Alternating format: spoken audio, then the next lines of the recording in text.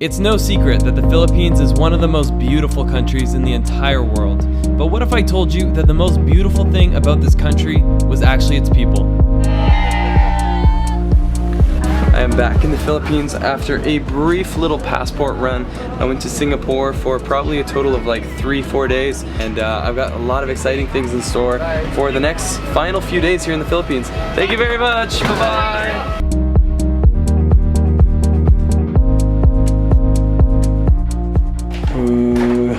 Look at this.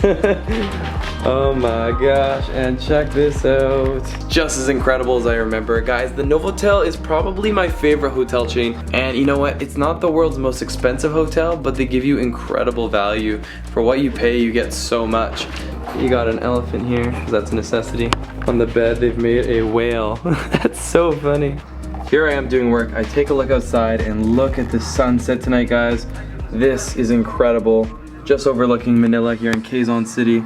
There is something about this country. Now I could go on for hours talking about the waterfalls, the unforgettable sunsets, the cerulean blue waters, the incredible desolate islands that few have discovered, but there's something unrivaled that I can't find anywhere else in the world, and that's what I want to talk about today, and that is the people. In all of my travels, there's no country that has come close to this level of happiness, of openness. So now I actually wanted to talk about what is it that makes these people so happy, and what's something that can be learned from them. What are some takeaways that hopefully we can all take back home with us to wherever we live.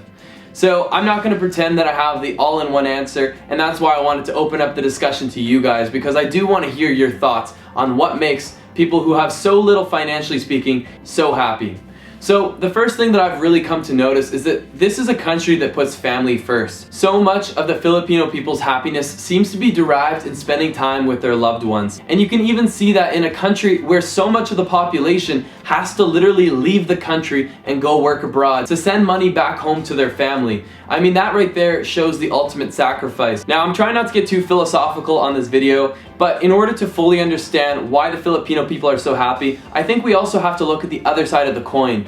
I would definitely argue that the more we possess, the more we're caught up in needing more things. If we weren't constantly bombarded with marketing that tells us that we need this new product, I would definitely argue that our happiness would be derived from something much more meaningful, similar to the way the Filipino people have found their happiness in being with family, in being with friends, in appreciating the little things. If you're able to find happiness in the things that don't cost money, then you're able to find happiness just about anywhere in the world. That is the one thing that I've truly learned from being abroad, from seeing new things. But you've not experienced a true happiness until you visited this country. Now naturally, most people arrive here in the Philippines with their shield up. They're worried about their safety, about their possessions. They're worried they're going to be taken advantage of, and that's just a natural impulse. We have to do that as travelers. But as soon as you actually start to travel the country and get to know its people, you'll see for yourself that you can definitely lower your guard. This is a country of beautiful people with golden hearts. I guarantee you, you'll have a hard time finding any country with kinder and happier people who are more willing to accommodate and help you out in your time of need. It is not only the landscapes, but the people of this country that make the Philippines my #1 travel pick. I actually wanted to tell you guys a really cool story, and this is kind of a summary of how it's like to travel the Philippines if you open yourself up to the people. About 2.5 years ago, I had my first adventure here in the Philippines. I landed in Cebu City in the Mactan airport, and I didn't really know what I was getting myself into. To be honest, I was a little bit nervous about my first travels to the Philippines. I had been asked by so many people if this country was safe that I started to question it myself.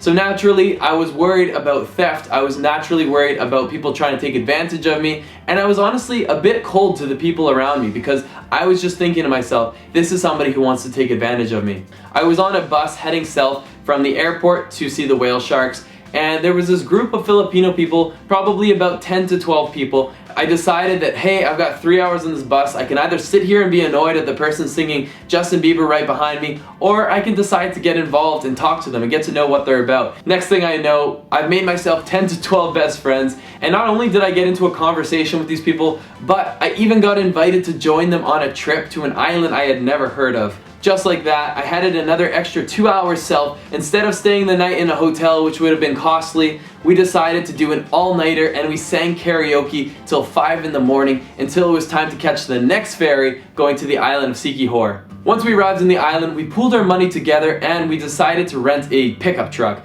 Now this thing was a complete beater, but it was part of the adventure. It broke down about 3 times throughout our trip, but every single time the local Filipino people would come out, they would help us do an oil replacement or to cool the motor down with water. They were so kind, it didn't matter what happened. People from all the neighborhoods, from anywhere in the Philippines, have always been willing to help me in a time of need.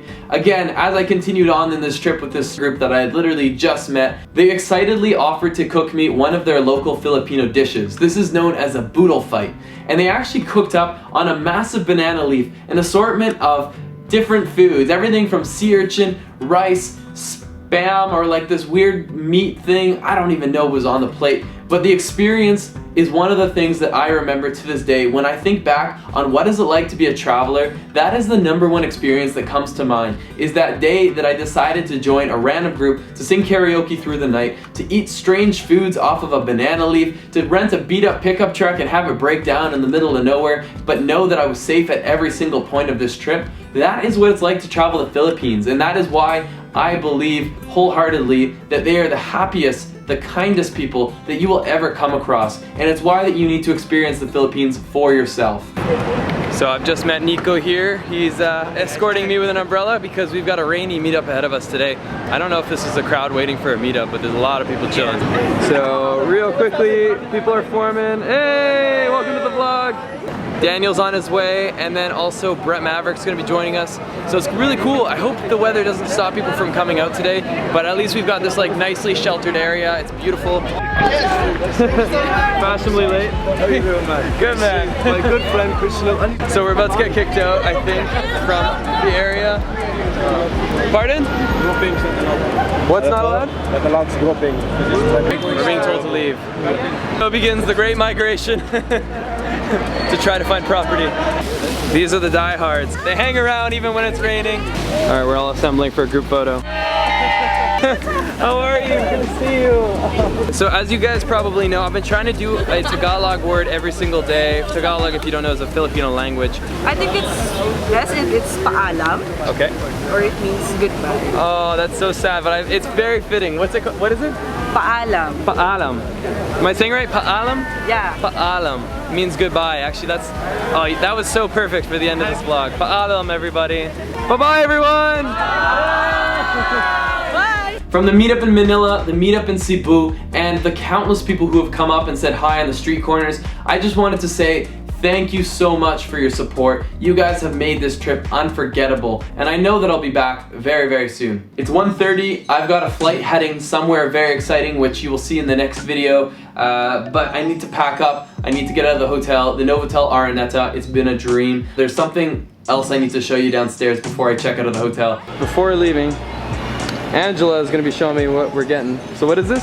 This is our homemade ice cream. There's 18 flavors. They're made in-house. It's made with natural ingredients. Okay. So no preservatives. Alright. So apparently the pastry chefs recommend trying durian mixed with the coffee one.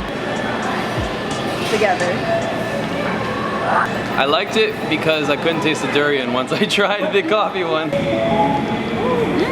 Right now, I'm getting a 15 scoop ice cream. It's ridiculous. I'm maybe gonna have 2 scoops. Oh my gosh. What the?